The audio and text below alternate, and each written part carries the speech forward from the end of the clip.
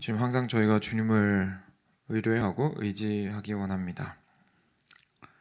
왜냐하면 주님께서는 모든 상황 가운데에서 저희와 함께하여 주시는 미쁘신 우리의 좋은 친구가 되어 주시기 때문입니다.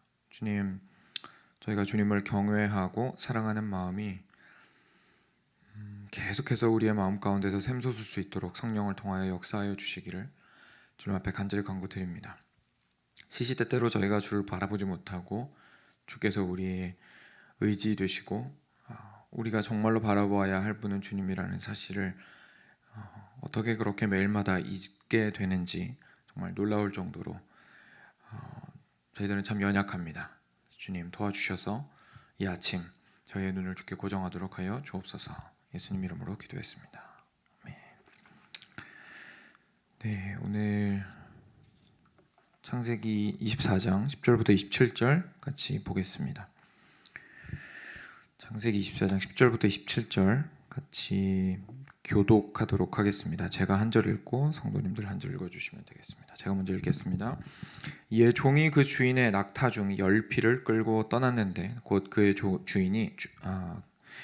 주인의 모든 좋은 것을 가지고 떠나 메소포다미아로 가서 나홀의 성에 이르러 성 밖 우물 곁에 꿀렸으니 저녁때라 여인들이 물을 기르러 나올 때였더라. 그가 이르되 우리 주인 아브라함의 하나님 여호와여 원하건대 오늘 나에게 순조롭게 만나게 하사 내 주인 아브라함에게 은혜를 베푸시옵소서. 종 사람의 딸들이 물 기르러 나오게 했사오니 내가 우물 곁에 서 있다가 한 소녀에게 이르기를 청하건대 너는 물동이를 기울여 나로 마시게 하라 하리니 그의 대답이 마시라 내가 당신의 낙타에게로 마시게 하리라 하면 그는 주께서 주의 종 이삭을 위하여 정하신 자라. 이로 말미암아 주께서 내 주인에게 은혜 베푸심을 내가 알겠나이다. 물동이를 어깨에 메고 나오니 그는 아브라함의 동생 나홀의 아내 밀가의 아들 부두엘의 소생이라. 그 소녀는 보기에 심히 아리답고 지금까지 남자가 가까이 하지 아니한 처녀더라. 그가 우물로 내려가서 물을 그 물동이에 채워 가지고 올라오는지라. 종이 마주 달려가서 이르되 청하건대 내 물동이의 물을 내게 조금 마시게 하라. 그가 이르되 내 주여 마시소서 하며 급히 그 물동이를 손에 내려 마시게 하기를 다하고 이르되 당신의 낙타를 위하여서도 물을 길어 그것들도 배불리 마시게 하리이다 하고 급히 물동이의 물을 구유에 붓고 다시 기르려고 우물로 달려가서 모든 낙타를 위하여 깃는지라. 그 사람이 그를 묵묵히 주목하며 여호와께서 과연 평탄한 길을 주신 여부를 알고자 하더니 낙타가 마시기를 다하매 그가 반세겔 무게의 금 코걸이 1개와 10세겔 무게의 금 손목걸이 1쌍을 그에게 주며 이르되 내가 누구의 딸이냐 청하건대 내게 말하라. 내 아버지의 집에 우리가 유숙할 곳이 있느냐. 그 여자가 그에게 이르되 나는 밀가가 나홀에게서 낳은 아들 부두엘의 딸이니이다. 또 이르되 우리에게 집과 사료가 족하며 유숙할 곳도 있나이다. 이에 그 사람이 머리를 숙여 여호와를 경배하고 이르되 나의 주인 아브라함의 하나님 여호와를 찬송하나이다. 나의 주인에게 주의 사랑과 성실을 그치지 아니하셨사오며 여호와께서 길에서 나를 인도하사 내 주인의 동생 집에 이르게 하셨나이다 하니라. 아멘. 네. 저희 오늘 말씀을 통해서 이제 아브라함이 종을 보내서 자기 아들 이삭을 위한 아내를 구하려고 고향 땅으로 보내는 장면을 보게 됩니다. 어제 이제 보내는 장면이었고 오늘은 실제로 종이 아브라함에게서 귀한 것들을 다 가져다가 가장 귀한 것들을 가지고 고향 땅으로 가서 실제 사람을 찾는 과정이 등장을 합니다. 저희가 살다 보면 사실 살다 보면이 아니라 매일이죠. 매일매일마다 저희가 마주하게 되는 여러 가지 선택의 순간들이 있고 하나님의 뜻을 구해야 되는 때가 있고 그렇습니다. 근데 그때마다 저희가 알고 있는 원칙들이 있습니다. 저희가 기도함으로 결정해야 하고 그리고 신중하게 결정해야 하고 지혜롭게 결정해야 하고 그런데 그것들을 다 같이 종합을 해서 저희가 함께 어떻게 우리의 삶을 하나님의 뜻 안에서 잘 서 있을 수 있도록 기도하고 그리고 결정할 수 있겠는가를 라는 고민들을 저희들이 아주 많이 하게 됩니다. 특히나 그 어린 시절에 이제 예수님을 믿으면 한 고등학생 이후에 대학교 이후부터 계속 그런 것 같아요. 왜냐하면 고등학교 때까지는 그냥 학교에서 정해준 커리큘럼 따라서 살아가면 되는데 대학 때부터는 이제 정말 자기 인생의 길들이 막 결정되기 시작하니까 우리 20대 청년 때부터 시작해서 뭐 결혼 대상자 찾고 그 다음에 이어지는 여러 가지 일들에 있어서 중요한 결정을 할 때마다 참 저희가 많이 고민을 하게 되고 어떻게 결정해야 하는지에 대해서 많은 질문들을 하게 됩니다. 근데 오늘 말씀을 통해서 거기에 대한 중요한 원리와 원칙들을, 성경적인 원리들을 저희가 좀 발견을 할 수 있는 것 같습니다. 그래서 그런 부분에 좀 집중을 해서 오늘 한번 살펴보도록 하겠습니다. 먼저 어제 말씀에서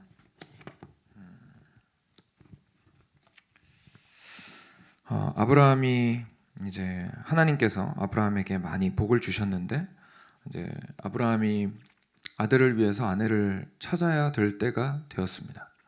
근데 여기서 저희가 조금 기억해야 될 것은 사실 이삭을 주실 때는 하나님께서 상당히 초자연적인 방법으로 주셨거든요. 인간적인 방법으로 아브라함이 어떻게든 아이를 가지려고 할 때마다 사실 문제가 생겼었고 오히려 하나님께서는 반드시 내가 너 아브라함이랑 사라랑 둘 사이에서 나오는 아이에게 내가 너의 언약을 물려주겠고 계속해서 복을 이어가도록 하겠다라고 확실하게 말씀하신 이후에 여러 번 찾아오셔서 확증도 해주시고 결국 끝끝내 나이가 100살이나 되었는데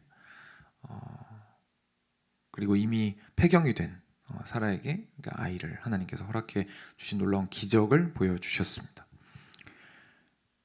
그 사실을 기억하고 있으면 저희가 그 이후의 인생에 대해서는 하나님께서 항상 그런 초자연적인 방법으로 아브라함과 사라에게 역사하셨어야 할 것 같다는 생각을 하게 됩니다. 그런데 오늘 말씀을 보면서 기억하게 되는 것은 이게 하나님께서 항상 그런 방법으로 우리를 인도하시는 것이 아니고 우리의 삶 가운데서 어떻게 일반적인 원리에 따라서 하나님 앞에서의 인생을 살아나가는지를 배워가기 원하시는구나라는 것들을 먼저 좀 발견을 하게 됩니다. 아브라함이 처음에 종한테 이삭을 찾으러 가라고 했을 때 7절에 이렇게 말해 주었습니다. 하늘의 하나님 여호와께서 나를 내 아버지의 집과 내 고향 땅에서 떠나게 하시고 내게 말씀하시며 내게 맹세하여 이르시기를 이 땅을 내 씨에게 주리라 하셨으니 그가 그 사자를 너보다 앞서 보내실지라 내가 거기서 내 아들을 위하여 아내를 택할지니라. 아브라함에게는 그 고향 땅으로 돌아가서 자신의 종에게, 가장 신뢰하는 신복에게 고향 땅으로 가서 내가 사랑하는 하나밖에 없는 아들을 위해서 아내를 찾으라고 분부했을 때에 아주 명확한 이유와 근거가 있었습니다. 그건 바로 하나님께서 아브라함을 먼저 고향 땅에서 불러내셨고 그 이후에 언약을 주셨고 그 언약을 성취하시기 위해서 그냥 개인적인 의미의 아들을 주신 것이 아니라 언약의 성취의 일부로서 이 귀한 아들을 주셨으며 그리고 이 아이를 통해서 지속적으로 내게 약속하셨던 그 복을 이어가실 것이다 라는 사실을 명확하게 인지하고 있었습니다. 그래서 그것에 근거해서 이제 종에게 내가 그러니까 아무나 우리 아이가 좋은 대로 아내를 취하게 하지 아니하리라 라는 마음을 사실 가졌겠죠. 그 이전에 노아 이전에 사람들이 자기가 원하는 대로 아내를 취했다는 그 말씀 아마 기억하실 겁니다. 그것과는 이제 많이 다른 모습을 아브라함이 보여주고 있습니다. 그래서 종을 그리고 자신이 가장 신뢰하는 종을 보내게 됩니다. 그리고 오늘 말씀에서 10절에서 보는 것처럼 10절 11절에서 가장 귀한 것들도 이 종에게 맡겨 주었습니다. 그러니까 사실 종이 오늘 보여준 모습은 아브라함의 마음을 대변한 것에 다름이 아닙니다. 종 자신이 아주 지혜롭게 행동을 한 것도 분명히 맞지만 또 다른 한편 저희가 기억해야 할 것은 종이 어떻게 자기의 주인인 아브라함의 마음을 정말 100% 잘 대변하고 있는지를 저희가 또 기억할 필요가 있습니다. 그래서 종만의 의견으로 보시기보다는 그래서 아브라함의 마음을 잘 대변하고 있는, 잘 보여주고 있는, 그대로 보여주고 있는 아브라함의 어떤 마음의 연장선의 의미에서 우리 종의 모습을 오늘 바라보아야 할 것입니다. 저희가 마음으로 생각한 것을 손으로 움직이는 것처럼, 손이랑 마음이랑 모습은 달라도 따로 움직이지 않는 것처럼 아브라함의 마음에 합하여서 손처럼 움직이는 종을 보게 됩니다. 그것을 어디서 확인할 수 있냐면 12절에서 저희가 그것을 확실하게 확인하게 됩니다. 그가 이르되 우리 주인 아브라함의 하나님 여호와여 원하건대 오늘 나에게 순조롭게 만나게 하사 내 주인 아브라함에게 은혜를 베푸시옵소서. 아멘. 종이 먼저 그 땅에 도착해서, 고향 땅에 도착해서 가장 먼저 한 일은 바로 기도였습니다. 그리고 기도할 때에 기억한 것은 바로 아브라함의 하나님 여호와여 원하건대 오늘 나에게 순조롭게 만나게 하사 내 주인 아브라함에게 은혜를 베푸시옵소서. 지금 종은 확실하게 인지하고 있습니다. 내가 지금 여기에 와서 이 아들을 찾는 것이 언약 안에 있는 아들인 이삭을 위한 아내를 찾고자 하는 우리 주인님의 마음을 가지고 온 것이지 내가 원하는 대로 하려고 여기에 온 것이 아니라는 것을 지금 주인이 아주 명확하게 종은 인지하고 있습니다. 그래서 오늘 나의 일이 순조로워지는 것은 내가 빨리 이 일을 끝내고 퇴근하기 위함이 아니라 내가 이 귀찮고 땡볕 아래에서 이 광야에서 여기까지 먼 길에, 아시다시피 옛날에는 그 먼 길을 가는 건 목숨을 거는 일이었는데 그렇게 힘들고 위험한 길을, 위험을 무릅쓰고 여기까지 와서 얼른 끝내고 내가 사랑하는 아내와 자식이 있는 우리 아브라함의 천막으로 돌아가리라 라고 생각을 했던 것이 아니라 하나님께서 이 길을 순적하게 하여 주시고 하나님께서 나에게 은혜를 내려주시는 것이 곧 아브라함에게 은혜를 내려주시는 것이다 라고 뒤집어 말하면 하나님께서 아브라함에게 은혜를 주시기 원하신다면 자신의 길에도 은혜를 주셔서 순적하게 하실 것이다 라는 마음을 지금 기도 안에서 내비치고 있습니다. 여기서 저는 저희의 기도 생활을 돌이켜보게 됩니다. 13절과 14절에 저희의 기도가 머물러 있을 때가 많이 있습니다. 13절과 14절의 내용에 저희가 말씀을 읽을 때 기도 생활, 나의 기도 생활을 어떻게 해야 할까 고민하다가 말씀을 읽을 때 주로 13절과 14절에서 저희가 원리와 원칙을 발견하려고 할 때가 많습니다. 13절 14절 무슨 내용이죠? 성중 사람의 딸들이 물기르러 나오겠사오니 내가 우물 곁에 서 있다가 한 소녀에게 이르기를 청하건대 너는 물동이를 기울여 나로 마시게 하라 하리니 그의 대답이 마시라 내가 당신의 낙타에게도 마시게 하리라 하면 그는 주께서 주의 종 이삭을 위하여 정하신 자라 이로 말미암아 주께서 내 주인에게 은혜 베푸심을 내가 알겠나이다. 그러니까 저희가 13절 14절을 통해서 기도를 생각할 때 주로 어떻게 생각하냐면 아주 랜덤한 어떤 사인을 저희가 생각을 해서 그 사인을 간구하는 기도를 했을 때 하나님께서 그 사인에 딱 맞게 응답을 해주시면 아 이거 정말 하나님께서 응답하신 줄로 알고 내가 이 길을 담대하게 가겠습니다 라고 저희가 주로 적용을 많이 합니다. 그런데 저희가 오늘 아주 차분하게 좀 생각을 해봐야 될 문제는 12절이 일단 먼저 있다는 것이고, 그렇죠? 저희가 방금 살펴보았던 단지 랜덤한 기도가 아니었구나. 이 종이 했던 기도가 여러 가지 무슨 사인을 내가 하나님께 구하면 좋을까 생각하다가 어떤 사인을 하나님께 랜덤하게 구했던 것이 아니라 먼저 첫 번째로 확실하게 그 마음 가운데 가지고 있었던 마음은 내 주인인 아브라함의 하나님이신 우리 여호와 하나님께서 아브라함께 주신 그 언약을 지속적으로 이루어 가시기 위해서 오늘 나의 삶을 순적하게 하시기를 원하나이다. 오늘 나의 일을 순적하게 하시기를 원하나이다. 라는 것이 일단 첫 번째로 마음의 가장 밑바닥에 깔려 있었습니다.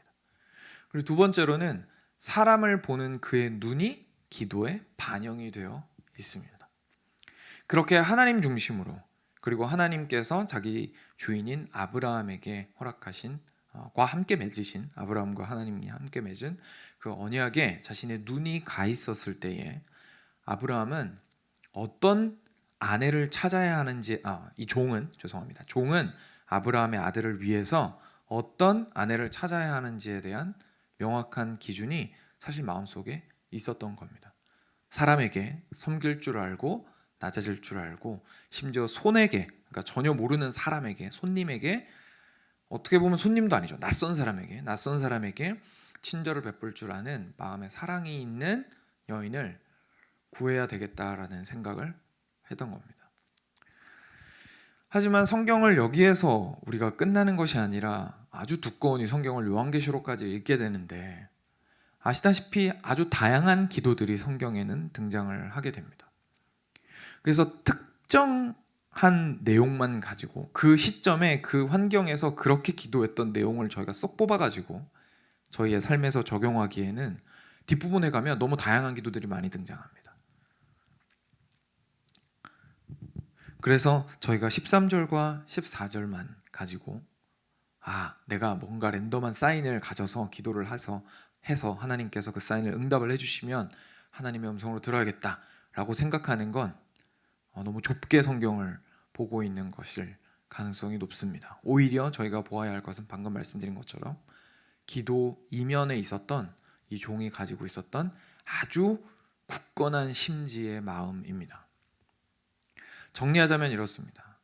우리 아브라함의 종은 오늘 하나님을 경외하고, 그리고 그 자신이 경외하는 하나님께서 신실하게 당신이 약속하신 언약을 끝까지 이루어 가실 것에 대한 믿음에 근거하여서 지금 자신이 기도하고 있습니다. 우리가 무엇이든 아무렇게나 기도해도 되는 것이 아니라, 저희가 무엇을 기도할지에 대해서 고민할 때는 저희가 기도 뒤편에 무슨 생각을 가지고 기도하고 있는지를 살펴보아야 할 필요가 있습니다. 과연 나의 기도가 하나님의 뜻 안에 있는 기도인지에 대한 고민을 저희가 할 필요가 있습니다. 과연 내가 이 기도를 하는 나의 마음이, 지금 내 앞에 놓여있는 이 일이 나의 순적함을 위해서 내가 하나님께 기도하고 있는데, 이 순적함을 위한 기도가 단지 나 자신만을 위한 것인지, 아니면 이 기도가 하나님께로 내가 눈을 고정시킨 상태에서 사실상 내가 정말 원하는 것은 나의 순적함이 이 하나님의 뜻 안에 있기를 원하는 것인지를 돌이켜볼 필요가 있습니다. 그리고 그때 나왔던 그 기도야말로 참 귀한 기도이고 하나님께서 응답하시는 기도입니다. 그 기도가 달리 표현하면 참 지혜로운 기도입니다. 왜냐하면 어디를 바라보아야 할지를 명확하게 알고, 그리고 왜 내가 이 기도를 해야 하고 무슨 근거로 기도해야 하는지도 알고 지금 하고 있는 기도이기 때문입니다. 그래서 이 종의 기도는 아주 근거가 확실했습니다. 그 뿌리가 아주 깊었습니다. 절대로 랜덤한 기도가 아니었고, 요행을 바라는 기도도 아니었고, 하나님께서 지금 당장 초자연적으로 역사해 주셔서 갑자기 이렇게 뿅 하고 상황을 바꾸어 주시기만을 기대하는 기도도 아니었습니다. 점쟁이에게 가서 점을 보듯이 하는 기도도 물론 아니었습니다. 참으로 인격적이고, 하나님이 누구신지 알고, 어떤 방식으로 일하시는 분이신지도 알고, 그 마음이 어떠하신지도 알고, 그 안에서 자신이 지금 왜 이 자리에 와서 이 일을 하고 있는지도 명확하게 안 상태에서 하고 있는 기도였습니다.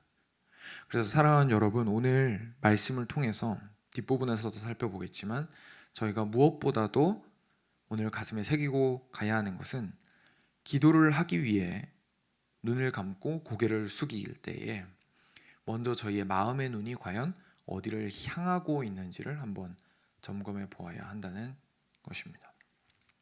과연 우리는 눈을 감고 고개를 숙이고 하나님께 아뢰을 때에 우리의 마음의 눈이 하나님을 향하고 있는지, 그분의 일하시는 그 길을 따라가고 있는지, 나 자신보다 더 크시고 더 의로우신 그분의 길을 향하고 있는지를 우리가 살펴볼 필요가 있습니다. 그래서 그 말을 마치기도 전에 15절에 하나님께서는 응답하시는 것을, 기도에 응답하시는 것을 저희가 발견하게 됩니다. 그러면은 어떻게 행동해야 할까요? 그렇게 기도한 이후에는 우리 종은 우리에게 그 또한 그 상황에 대해서도 아주 좋은 본을 보여줍니다. 단호하면서도 신중한 모습을 보였습니다. 어디서 단호했나요? 하나님께서 인도하신 길이라면 확실히 이 길일 것이다 라는 확신하에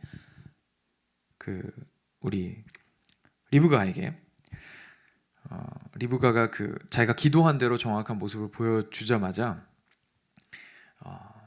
그가 반세겔 무게의 22절입니다. 낙타가 마시기를 다 하매 그가 반세겔 무게의 금 코걸이 한 개와 10세겔 무게의 금 손목걸이 한 쌍을 그에게 주었습니다. 모든 것을 다 선물로 준 것은 아니었지만 감사의 표시 겸, 근데 감사의 표시라고 생각하기에는 양이 굉장히 많죠. 감사의 표시인 겸 이 사람이 하나님께서 허락하신 사람일 가능성이 굉장히 높다라는 마음을 가지고 단호하게 행동한 것을 볼 수가 있습니다. 성큼 한 걸음을 내딛었습니다. 그런데 그러면서도 동시에 굉장히 신중했습니다. 21절입니다. 그 사람이 그를 묵묵히 주목하며 여호와께서 과연 평탄한 길을 주신 여부를 알고자 하더니. 사랑하는 여러분, 만약에 우리가 자주 듣는 간증이나 이런 기도 관련한 이야기에서 그 사인을 구하는 기도가 정말로 맞다면 사인이 확실하게 오케이 사인처럼 떨어졌을 때, 내가 기도했던 대로 그 사인이 그대로 우리의 눈에 보였을 때 우리가 바로 보여야 하는 모습은 바로 냅다 달리는 것일 겁니다. 그렇죠? 하나님, 제가 이렇게 문을 오픈을 이런 식으로 해주시면 제가 냅다 달리겠습니다. 제가 이 결정을 확실하게 빨리 내리겠습니다. 근데 오늘 종의 모습을 보면 상당히 단호하면서도 신중한 모습을 보이는 것을 알 수 있습니다. 분명히 자신이 기도한 대로 하나님께서 이루어 주셨습니다. 그렇지만 우리 지혜로운 종은 끝까지 하나님께서 어떻게 일하시는지를 보고자 했습니다. 자신이 기도했던 대로 하나님께서 응답해 주셨기 때문에 그러면서도 동시에 두려워하지 않고 첫 걸음은 내딛었습니다. 그것이 우리에게 필요한 자세입니다. 내가 기도한 대로 상황이 이루어졌을 때에 정말 하나님께서 나를 인도해 가고 계시는구나 라는 믿음을 가지면서 하나님께 감사하고 그 다음 걸음을 겸손하게 내딛으면 될 뿐이지, 지나치게 확신해서 이게 지금 하나님께서 모든 일을 이미 끝내신 것이고 이 기도를 응답해 주셨으니 그 다음 문제들은 이제 나는 그냥 손 놓고 있어도 된다라고 생각해서는 안 된다는 겁니다. 하나님께서는 우리가 지혜롭게 하나님의 길을 따르시기를 원합니다. 기도는 우리가 알 수 없는 하나님의 마음을 헤집고 들어가서 하나님의 생각에 있는 비밀을 캐어내는 과정이 아닙니다. 이런 식으로 생각하면 하나님께서 이번에 이 기도에, 지금 내가 A라는 기도에 응답을 해주셨으니까, 사인에 응답을 해주셨으니까 내가 하나님의 마음이 어떠한지 확실하게 알겠다. 그러니까 그 다음 스텝을 쫙쫙쫙쫙쫙 밟아나가면 하나님께서 이렇게 내가 기도했던 대로 나머지 기도들도 동일하게 응답해 주실 거야 라고 생각하는 것은 라고 생각하게 됩니다. 이렇게 하나님의 마음을 캐어내는 것이, 그 안에 생각에 뭐가 있는지 막 이렇게 발굴해내려고, 비밀을 발굴해내려고 하는 것이 기도의 목적이라면, 하지만 우리 기도의 목적은 거기에 있지 않고 어떻게 우리의 삶이 하나님의 생각 안에 있는지를 점검해 나가고 계속해서 두드려 나가는 과정입니다. 그렇기 때문에 행동도 오히려 지혜롭고 신중하고 그러면서도 동시에 자신이 할 수 있는 선 안에서 단호하게 보이게 됩니다. 그 모습이 사실 내일 말씀에도 나오거든요. 내일 묵상 부분에서 제가 한 절만 읽어드리겠습니다.